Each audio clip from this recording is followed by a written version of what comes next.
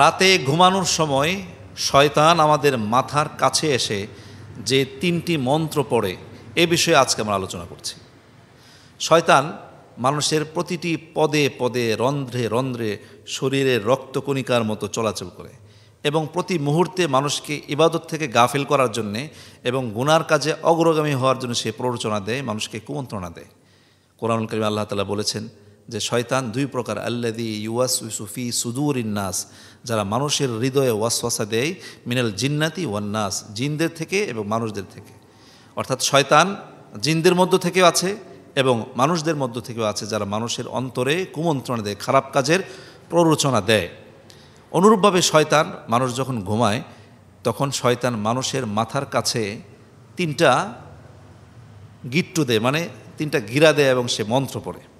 হযরত আবু হুরায়রা রাদিয়াল্লাহু আনহু বলেন, রাসূলুল্লাহ সাল্লাল্লাহু আলাইহি ওয়াসাল্লাম ইরশাদ করেছেন, ইয়াকিদুশ শাইতানু আলা কাফিয়াতি রাসি আহাদিকুম ইযা হুয়া নাম, তোমাদের কেউ যখন ঘুমাতে যায় তখন শয়তান তার মাথার কাছে কি বলে, সে মন্ত্র পড়ে, সে গিট্টু দেয় এবং তিনটা গিট্টু, সালাসা উকাত, তিনটা গিট্টু দেয়। ইয়াদরিবু মাকানা কুল্লি উকদাতিম আলাইকা লাইলুন তাওয়িল ফারকুদ, প্রত্যেকটা গিরা দেওয়ার সময়, গিট্টু দেওয়ার সময় সে বলে যে তোমার রাত্রি অনেক লম্বা, ঘুমাও, নির্দ্বিধায় নিশ্চিন্ত মনে ঘুমাও, রাত্রি অনেক লম্বা। এই বলে সে মানুষকে ওয়াসওয়াসা দেয়, অর্থাৎ কুমন্ত্রণা দেয়, সে গিট্টু দেয়। ফাইন ইস্তাইকাযা ফাযাকারাল্লাহা ইন হাল্লাত উকদাহ, যখন আল্লাহ তাআলা কোনো বান্দা ঘুম থেকে জাগ্রত হয়ে যায় টাইম মতো এবং আল্লাহ তাআলাকে স্মরণ করে, আল্লাহ জিকির করে, তখন তার যে গিট্টু আছে তিনটা গিট্টুর একটা গিট্টু খুলে যায়। তারপরে ফাইন তাওয়াদ্দা ইন হাল্লাত উকদাহ, সে যখন ওযু করে তখন তার দ্বিতীয় গিট্টু খুলে যায়।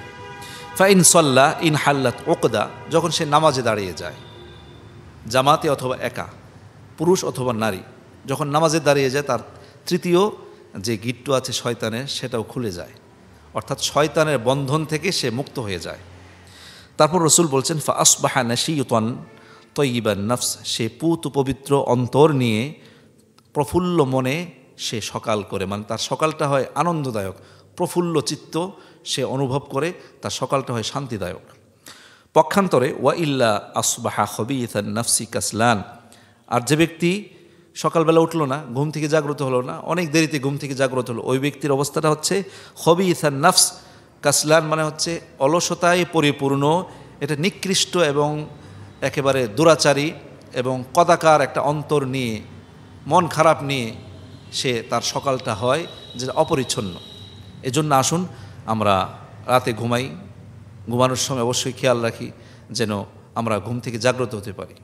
মাঝে মধ্যে এমন হয়ে যাবে যে আপনি ফজরের সময় টাইম মতো উঠতে পারলেন, উঠে দেখে যে সূর্য উঠে গেছে, অসুবিধা, যখন সূর্য ওঠে তখনই নামাজ পড়বেন, কিন্তু নামাজ যেন কখনোই মিস না হয়, আর তা যেন জামাতে হয়, পুরুষদেরকে বলছি, তার জন্য অবশ্যই জামাতের সাথে হয়, ফজরের নামাজ যেন কখনোই মিস না হয়।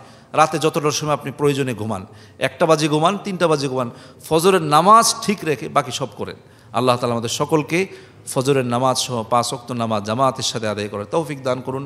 আমিন। আসসালামু আলাইকুম ওয়া রাহমাতুল্লাহ।